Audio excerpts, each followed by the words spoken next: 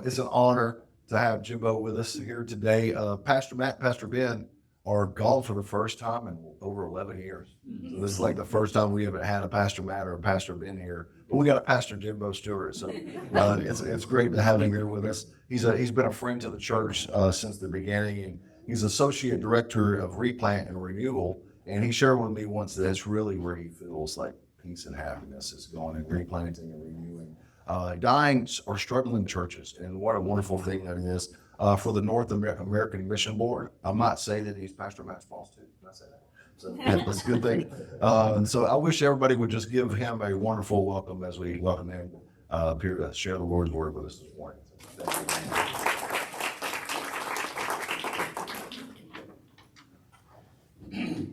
Thank you guys so much for allowing me to be here. Obviously, to pastor a Grace Life Church, there's a certain look you have to have. So if you feel like God's calling you to pastor a Grace Life Church, you may need to dye your hair or make some adjustments. Matt has been a good friend and gospel partner to me for many years now. And so it's so exciting that we get to do some of this stuff together, both with North American Mission Board and with Grace Life. I just want to thank you for your gospel partnership. You are partnering with what we're doing in more ways than you know, in helping us plant Grace Life Fellowship and really even the whole journey of planting Grace Life Fellowship. I feel like it's the most unintentional ministry endeavor I've ever had. It's the most in the passenger seat I have ever been, which is a really good place to be when it comes to ministry. Every idea we've had has been God's idea. And I didn't even want to plant a church at all. And I do replanting and renewal, and just the Lord has brought us into this journey. And there's been so many moments in this journey where, like, I've thought, like, God, what are you doing? Like, what is the plan here? Like, why are you doing this? And one of the things is I knew we needed, I'm so much more comfortable going into something old and dysfunctional and trying to bring it into alignment with what it's supposed to be. But starting from scratch, I just feel lost. And one of the things is, like, God, I need more men that can take leadership roles. And I've been praying for God to help me identify, and you can help join me in that prayer. Now, as I was praying that, there's one guy in particular in mind that has been coming recently, and I thought, I've been seeing some things in him that I've thought, like, maybe this guy. And I've been praying, God, let me know how to, like, test that. Like, how do I, like, test the waters with him a little bit, see if he can handle it. So I had him share his testimony one night. He did a really good job, and I thought I want to kind of test the waters a little bit more. And so then I was on my way back home last Sunday from Salt Lake City, Utah, doing some ministry there. As you know, or may not know, Grace Life Fellowship meets on Sunday nights. So I knew if I could leave as early as possible from Salt Lake, I could get back in time. There's several hours between when I was going to land and when our church would start this last Sunday night. And then as I woke up, I got the first delay notification. And of course, by the time I get to Atlanta, I've gotten 2 or 3 more delay notifications. I was like, there's still enough window here. Like, it's going to be all right. Like, I'm still like, I may miss the very beginning, but like, it's going to all of a sudden, like, more delays. And it became very clear, I'm not going to make it. And I've got a co-pastor, Wesley Lewis, but he is on a cross country. He's actually up in the Pacific Northwest right now, as well as Matt. He's taken his whole family in an RV and driven all the way across the country. And so he's up in the Pacific Northwest. Here I am, and I'm going like, this is, you guys waited 11 years till you had your first Sunday without a founding pastor. We just jumped right in to having a Sunday without a founding pastor. And so I text that guy that I've been praying about. I was like, hey, man, you got 2-hour notice. Here's my sermon notes. Are you comfortable just figuring it out? And immediately text back, glad to do it. And jumped in. He did a really good job. You can actually go listen to the recording on our website. You can hear he did a pre for about 2 hours notice, and having never led anything like that before, he did a great job.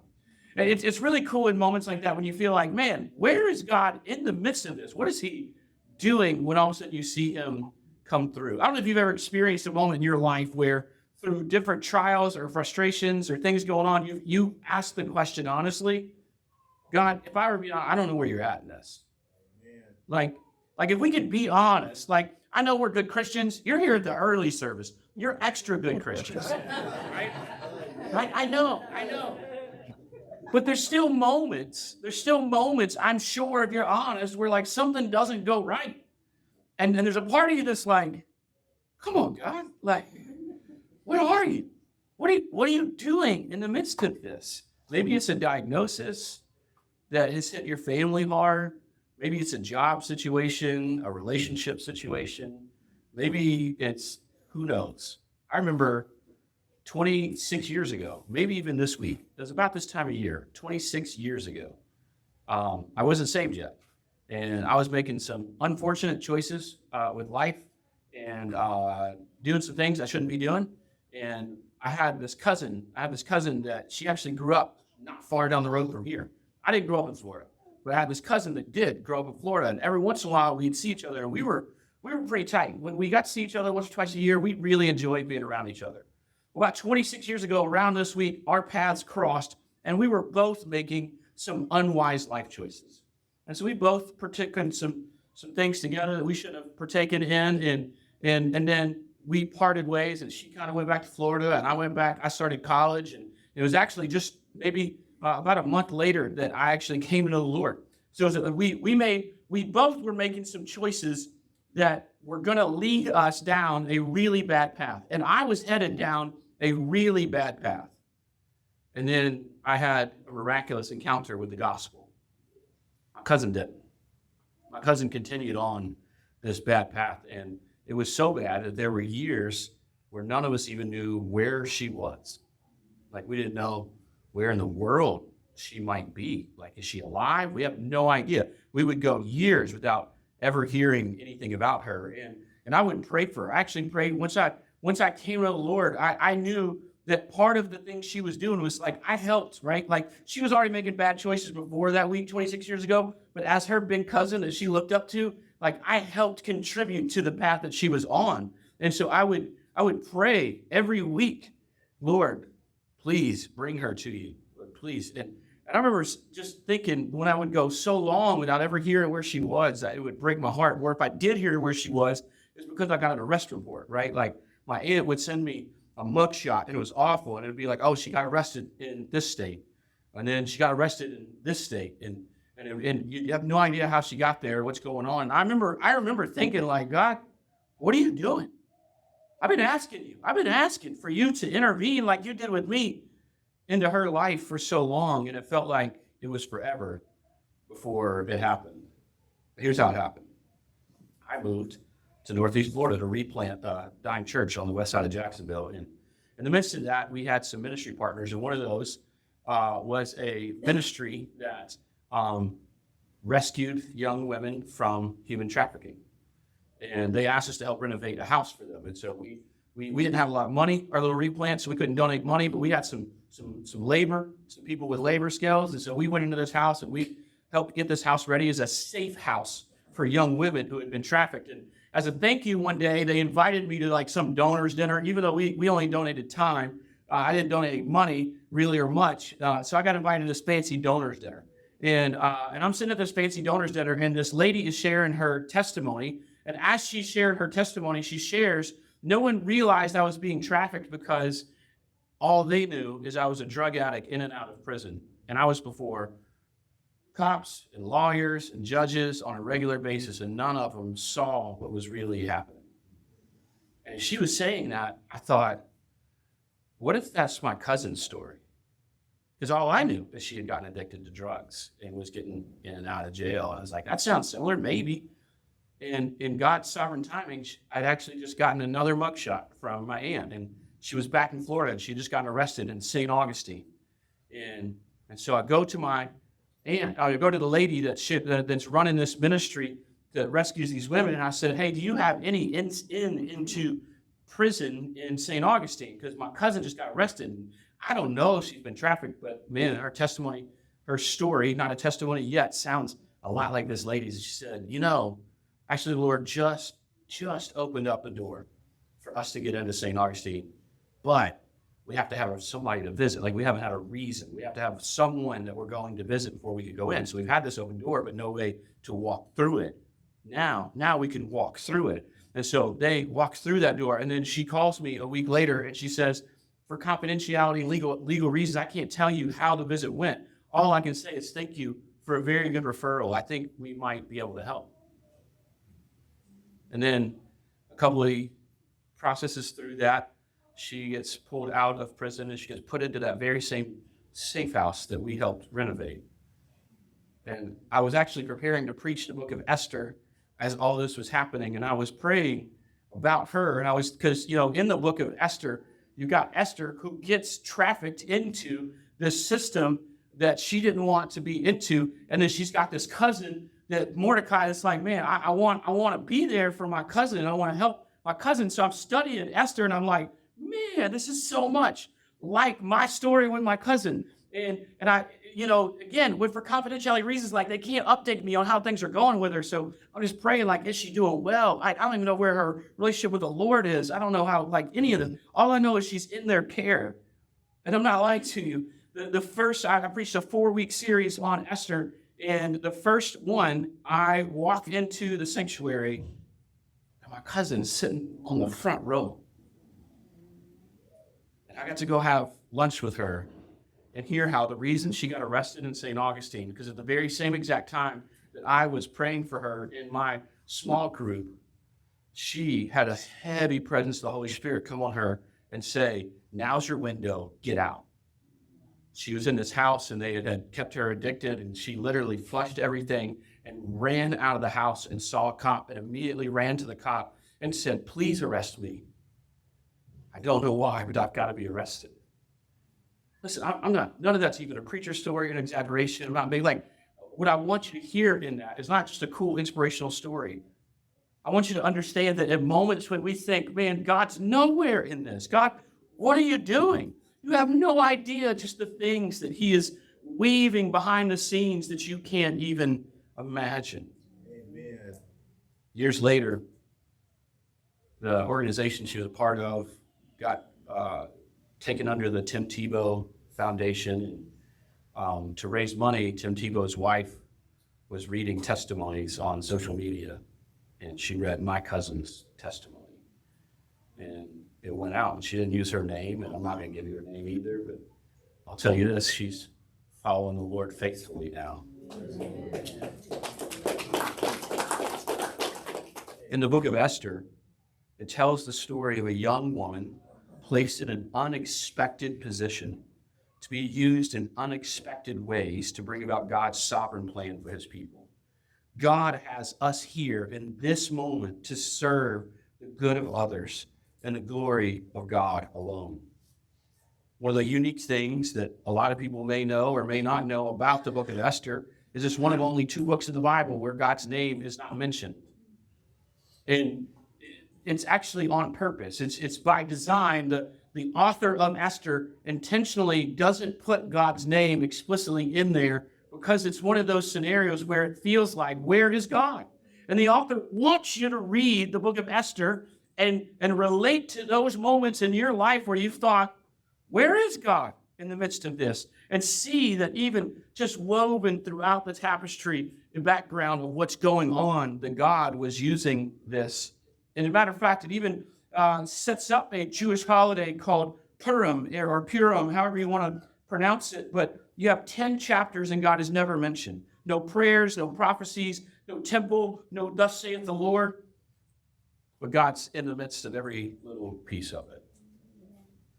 For context, we're about 100 years after the Babylonian exile. This is actually somewhere in kind of the middle of Ezra and Nehemiah, as some of the Jewish people after the exile have gone back to help rebuild, as you'll see in Ezra and Nehemiah. Then some have been scattered as far as Susa, which is where we find Esther and Mordecai. If you didn't know better, you'd think Esther is the one book in the Bible where God forgot to show up. He didn't forget. He's everywhere in this story. And he's everywhere in your story.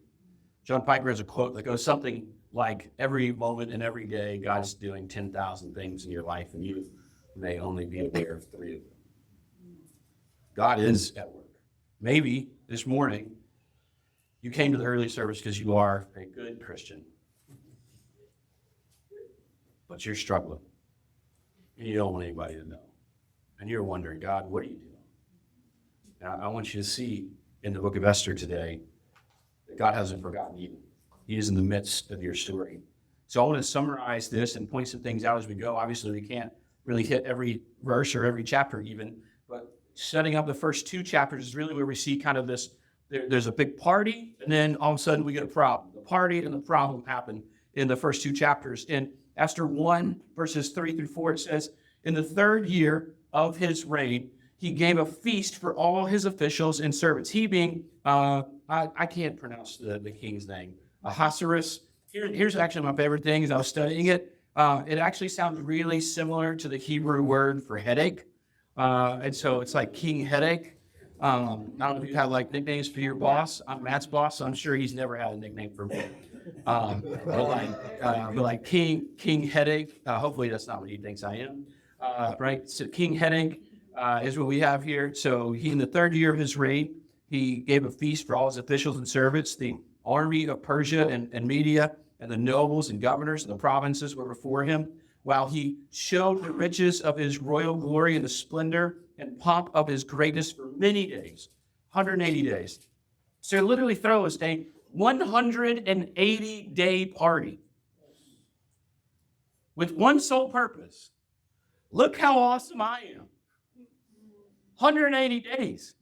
I don't know that I could tell you how awesome I am for 180 minutes, much less 180 days. Look, I grew up around New Orleans where we know how to party. Like most people that aren't from down in the Gulf South hear Mardi Gras and you think one day and you think a lot of inappropriate things that you've only seen on the news or social media. Carnival season down in South Louisiana, South Mississippi, it actually starts like early February and goes all the way up to Ash Wednesday. Like it's a lot of weeks. It's not 180 days, but it's a lot. It's a long, like, and here's what I'm trying to like, everything changes. Like you may get stuck by a parade and there's nothing you can do about it. Like you're on your way to work, you're on your way to something, and you don't check the parade routes and you're going like, there's a decent chance all of a sudden, like you might as well just get out your car and just enjoy the party, right? Like there's nothing you can do. You're not getting past it. One of my sons we had to call the emergency 911 because his chest was retracting, and we had to take him by ambulance, and we wanted to go to Children's Hospital. It wasn't during a Mardi Gras parade, but it was during the Saints Super Bowl victory parade. And I told the EMT, I was like, we need to go to Children's Hospital. And he just laughed. He was like, there's no way to get there, right? Because there was this huge parade coming through town. Like, so I know what it's like to just have a huge party that takes over your whole life. This 180 days of look how awesome I am. King Headache was a king who had everything, yet really actually controlled nothing. History knows him as Xerxes. This is followed by, even the whole 180-day party is actually followed by a second 7-day feast for the whole city, all designed to prove one thing, how great he is. On the last night, he gets drunk on his own wine and his own glory, and he demands that his Queen Vashti, be brought out to put on display for his guests. Esther 1:12 says, but Queen Vashti refused to come out to the king's command, delivered by the eunuchs. At this, the king became enraged, and his anger burned within him. We don't know exactly what he was asking of Queen Vashti, but we do know that it was not appropriate. It was something that he was asking the queen to do, to display her as part of his glory in a way that was not honoring to her and not appropriate. And to her enormous credit, she says no. She stands up to obviously not a humble man. A man who just threw a party about himself for 180 days is probably not a guy who's reasonable about how people respond to him and not give him what he wants. So he's humiliated in front of his own court. And so the king ends up banishing her. The most powerful man in the world, at the peak of his own celebration of himself, can't get the one thing he actually wants, his own wife's willing devotion. All that wealth, but he's still poor where it actually counts. So Vashti leaves an empty throne. So what does he do? Well, he goes on a search, and he asks for beautiful women from all over to come and parade themselves before him so that he could select a king. Esther chapter 2, the main character of Esther shows up. Her name in Hebrew is Hadassah.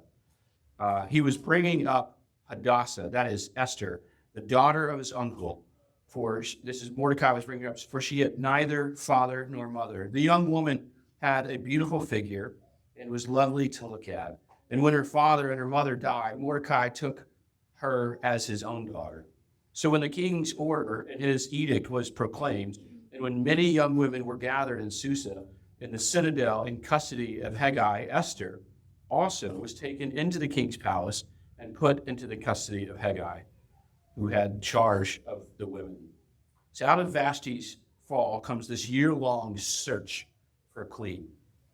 And a young Jewish orphan, Hadassah, who's been taken care of by her cousin Mordecai, she goes by her Persian name Esther, so it's not clear to the king that she's Jewish, and she gets swept up into it. Mordecai tells her to go by Esther instead of Hadassah and keep her nationality quiet to stay out of trouble. And she ends up winning the queen's favor and becomes the queen. She wins the beauty pageant that she never wanted to be in. Not long after, Mordecai overhears randomly a plot to assassinate the king. He reports it through Esther to help her win favor, right? Let her know, like, hey, let him know I heard about this plot. And the conspirators are then executed. It's written down into the royal record. And normally when something like that were to happen, they would honor and celebrate that guy for doing that, but they forgot. So it just gets written down and then just stowed away. And nobody rewards him, at least not yet. You see what's happening here? Before there's ever even a villain named in the story, before there's ever a crisis, God has already quietly moved a Jewish orphan into the palace and put a loyal, watchful man, Mordecai, at the king's gate. Nothing here yet looks very spiritual. It looks like a pageant, piece of paperwork, but 2 chapters before the danger even shows up, God has already started to position exactly the people he'll need. I didn't know when I moved to Florida where my cousin was in the world. You have no idea the people, the things, the opportunities that God is moving into your life right now that you may never see the other side of. This is how God's providence usually works, not in big moments of lightning and grandeur, but with little things being placed years in advance in the most unspiritual looking circumstances imaginable. God is at work in the midst of the mundane. So, who is the villain? We got to get to the villain of the story. This is actually one of my favorite parts of the story, because I don't know if you know this. When the Jewish people celebrate Purim and they read the book of Esther, do you know what they do when they say the name of the villain? Oh, this is great. You guys are going to participate with me. I kind of wish the kids were in here with me. This is a true story. So when they mention the name of the villain, his name is Haman, everybody tries to blot out the name of Haman. So whenever whoever's reading Esther says Haman, everybody boos as loud as they can. They stomp their feet. They've even got these like noisemakers that they do just for the whole purpose of like, don't say that name. He who shall not be named is Haman. All right. So I'm going to read Esther 3:5-6, and you gotta give me your like. Don't let them know they're at the morning crowd. Let's give them that energy. All right, you ready? And when Haman saw that Mordecai did not bow down or pay homage to him, Haman was filled with fury, but he disdained to lay hands on Mordecai alone. So as they had made known to him the people of Mordecai, Haman sought to destroy all the Jews, the people of Mordecai, throughout the whole kingdom of Ahasuerus. So here's what's going on. This is actually really fascinating. I wish I had more time to even give you all of this. This is a last chapter in a really old war. So Haman, it's specifically in the lineage, he's an Agagite, is what the Bible tells us. He's identified as Agag, as a descendant of King Agag of the Amalekites, but that detail matters more than it sounds. Blotting out Haman's name is connected to the command in Deuteronomy 25:19 to blot out the enemy of Amalek. And so if you go to 2 Samuel 15, verses 2-3, it says, "Thus says the Lord of hosts, I have noted what Amalek did to Israel." So it's the enemy of God in opposing them on the way when they came up out of Egypt. Now, go and strike Amalek and devote to destruction all that they have. Do not spare them. but kill both man and woman, child and oxen, sheep, camel, and donkey. Saul was commanded to finish off the Amalekites once and for all as enemies of God. And he didn't do it. He spared Agag.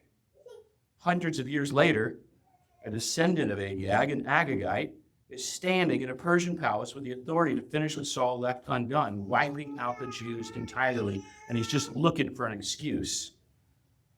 Mordecai, Benjamite, from Saul's own tribe, the one who was supposed to take out King Agag, seems to know exactly what he's looking at. He knows this Agag. He knows history. He knows King Saul was supposed to. He knows this guy shouldn't be here, much less be in some form of power over him. And so when he demands that everybody bow down and worship him, Mordecai says no. 1, you are not my God. 2, I know who you are. It's real tempting sometimes to bow down to the systems of this world in order to get by and just not make trouble. But sometimes, when it's scary, God's going to ask you to stand when everybody else bows. Amen. God's going to ask you to stand firm. Listen, didn't say Mordecai made a big deal. He didn't get out a bullhorn and start yelling. He just didn't bow. Sometimes the loudest thing you can do is just stand faithful to what God's called you to do and who he's called you to be. Mordecai's refusal to bow is about to cost far more than one man's pride. We see a decree and a lot that fell far enough out. Enraged, Haman doesn't settle for Mordecai alone. He now uses an opportunity and convinces the king to authorize destruction of every Jew in the empire. And the date is set by casting lots or rolling dice, which they call pure, which is where we get the idea of Purim, this Jewish holiday celebrating what God did here. The lot falls nearly a year out. So he's rolling dice, trying to figure out how long till I wipe out every Jew in here. And it gives about 11 months. It could have fallen in just 1 month, but it didn't. It fell 11 months out, which turns out to be exactly enough time for what God had orchestrated. Even Haman's own superstition gets quietly overruled by God's people at the time of need. Listen, even in the hands of the enemy, God is never out of control. One of the most comforting things I try to remind myself when things feel out of control is that nothing is surprising to God. Right? At no point has God ever encountered a circumstance in your life and like, oh, whoa, what do I do with that? At no point has he thought, oh, gosh, we got to sit here and figure out. No, I do that. I'm a problem solver. As soon as it comes up, I'm trying to figure out 5 different ways to solve this, 5 different ways to get around it. And God's going, hey, man, in Exodus chapter 14, verse 14, when the Israelites are up against the Red Sea, the Egyptian army behind them, and it seems like an impossible scenario. There's no way out of this, and everybody's freaking out. And God says, hey, let me fight. In Psalm 46:10, which is a battle victory psalm, it actually tells us, be still, cease striving, and know that he is God. In our lives, we have to look at his faithfulness and trust it. And know that even when it seems like the enemy is rolling the dice to figure out when to kill you, God's got it. That's never out of control. That time, the 11 months, is about to matter enormously because the word of decree is about to reach the one person position to do something about it, placed there through evil choices. Esther 4:13-14, then Mordecai, passing word, told them to reply to Esther, do not think yourself that in the king's palace you will escape any more than all the other Jews.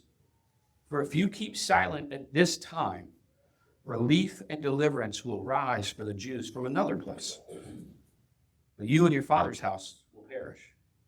And who knows whether you have not come to the kingdom for such a time as this.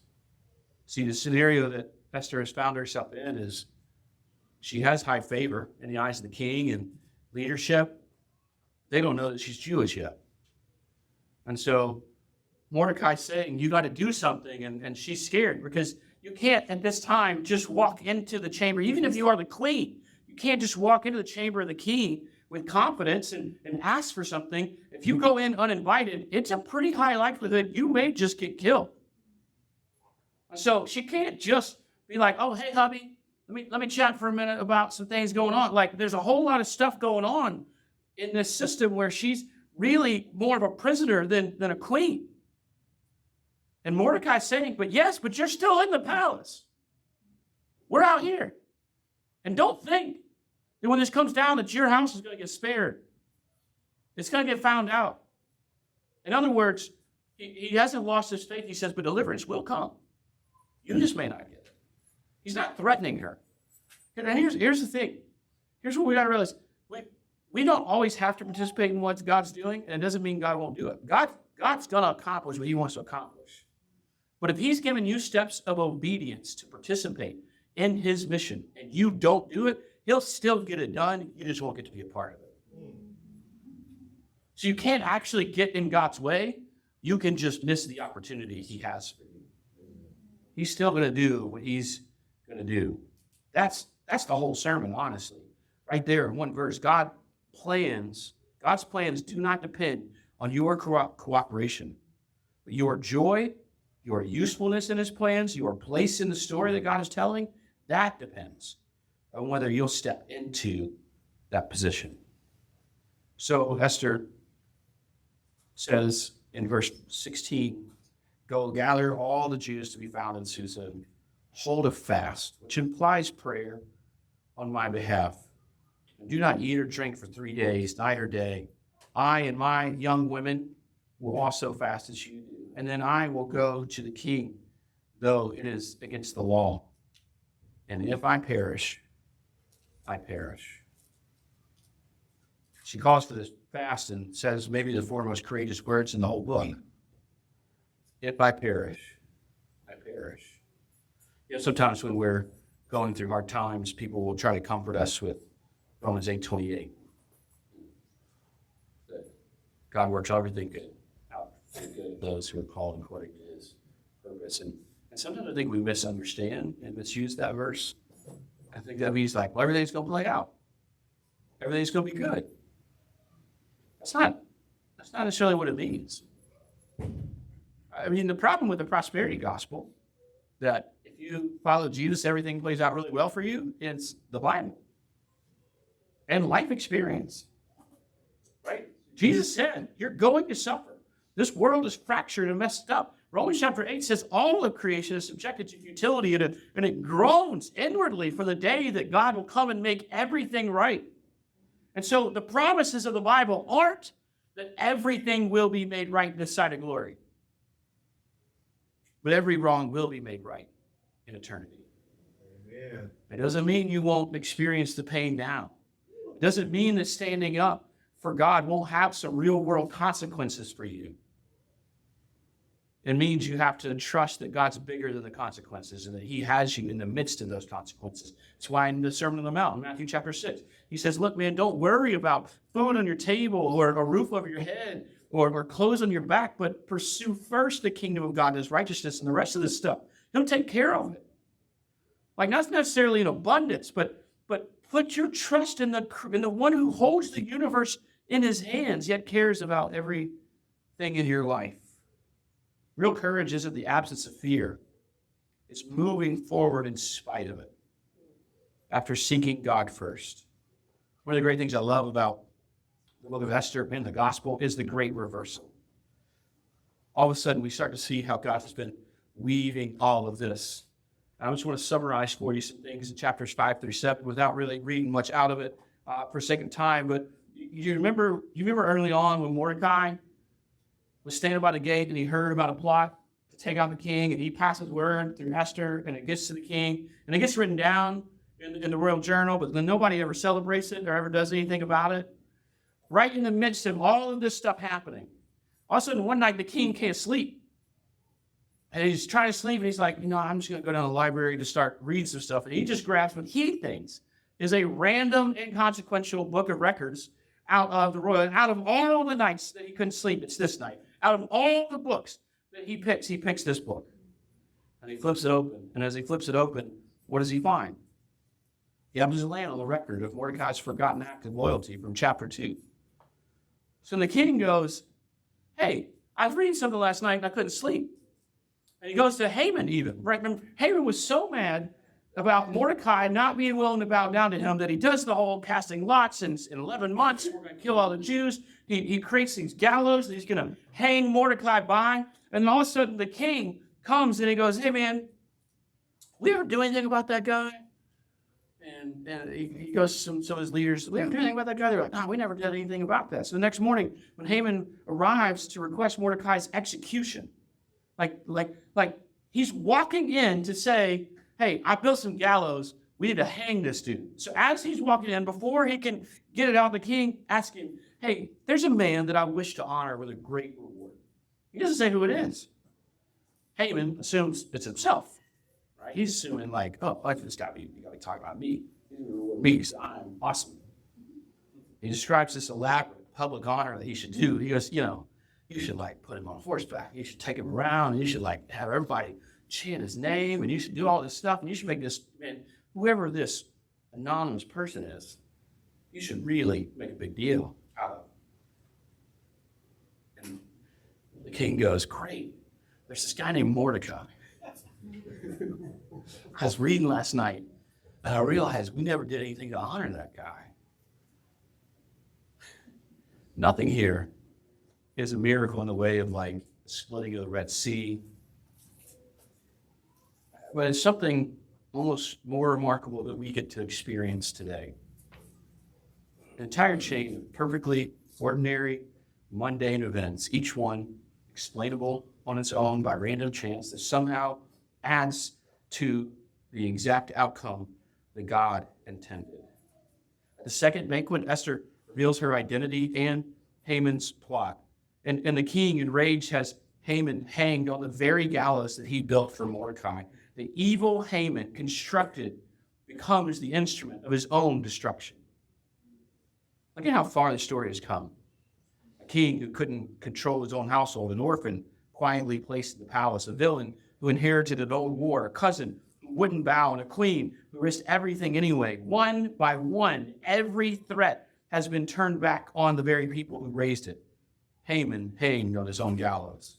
That same pattern is about to play out on a national scale for the whole Jewish people, not just one family and one palace. As we get to chapters 8 through 10, a second decree goes out in Mordecai's name, undoing in effect what Haman's decree threatened. And this is the city's reaction. Once the word spreads, look at Esther 8, 16 and 17. The Jews had light and gladness and joy and honor. And in every province and in every city, wherever the king's command and edict reached, there was gladness and joy among the Jews, a feast and a holiday.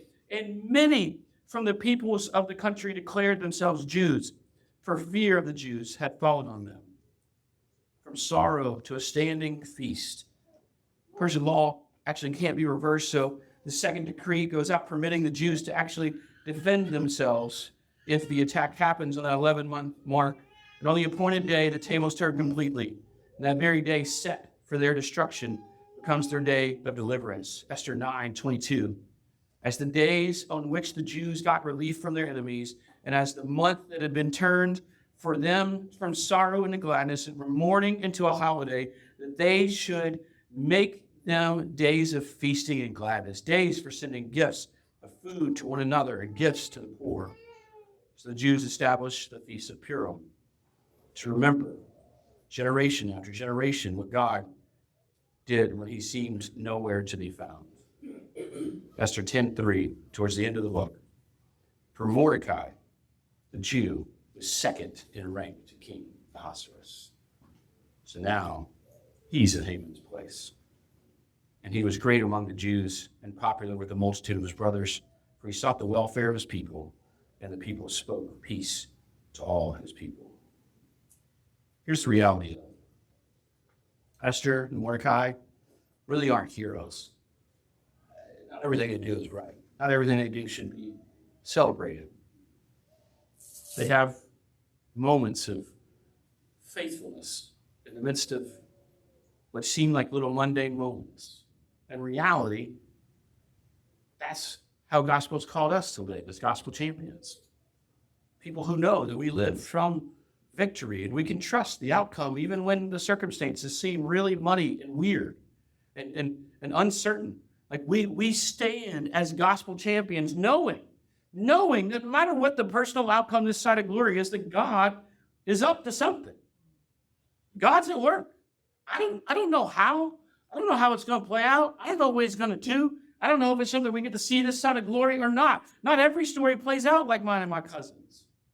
Sometimes they don't play out that well, but you still continue to be faithful in the little things that God has given you.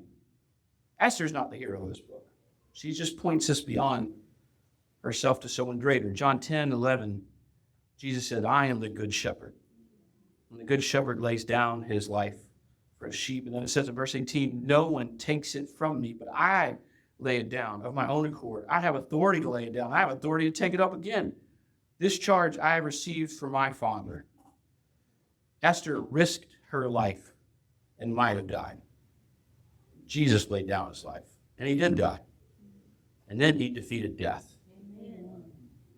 Every such a time as this moment in your life is actually pointing to a great deliverance to the gospel champion.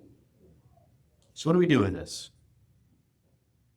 We know that God is at work in the ordinary, unglamorous, mundane aspects of our life, whether we see it or not. Nobody in Susa saw a miracle. They saw a party, a pageant, a piece of forgotten paperwork, a sleepless night. Don't wait for the burning bush before you believe God is at work. He's usually working more than you realize through the little mundane choices of your everyday life. God's plans do not depend on you, but your part in God's plan does depend on you. Deliverance was coming for the Jews with or without Esther. What was at stake for her wasn't the outcome. It was whether she'd get to be a part of it. So you get to be a part of it as a gospel champion who doesn't just receive victory, but shares God's grace with every life. And here's the other thing I want you to know. You are exactly where you are in life right now for a reason. Don't glamorize the past. Don't wait for the future. Right now, today. And it may not be anything miraculous that God calls you to. Maybe God's not calling you some huge, bold, miraculous moment, but little moments of faithfulness that you have no idea how it plays into God's tapestry of redemption through the world. So again, the book of Esther tells us the story of a young woman placed in an unexpected position to be used in unexpected ways to bring about God's sovereign plan for his people. God has us here in this moment to serve the good of others and the glory of God alone. So let's trust him to be our victory.